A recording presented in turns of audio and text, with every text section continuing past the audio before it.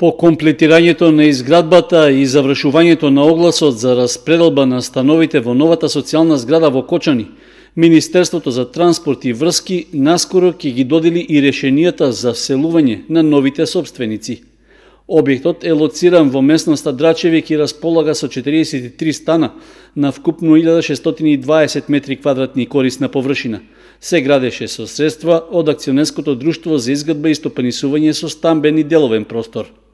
При поставувањето на камен темелник на нова социјална зграда во Пробиштип, министерот Горан Сугаревски рече дека постапката за распределба на социјалните станови во Кочани е на самиот крај, а најави продолжување на изградба на социјални згради и во другите градови.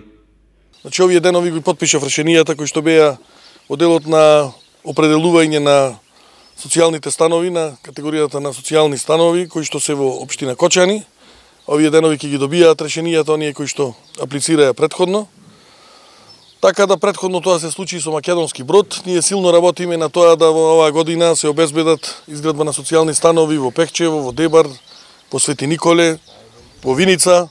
Огласот за распределба на становите во втората социјална зграда во Кочани беше објавен во средината на ноември минатата година. До крајниот рок за поднесување на потребната документација во Центарот за социјални работи во Кочани тогаш аплицираа вкупно 76 граѓани, од кои валидна документација имаа 60.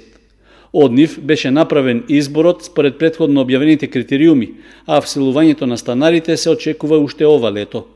Што се однесува за граѓаните од Виница, објектот со 39 социјални станови е дел од годишната програма на Министерството за транспорт и врски, а според техничката документација становите ќе бидат со површина од 35 до 45 метри квадратни.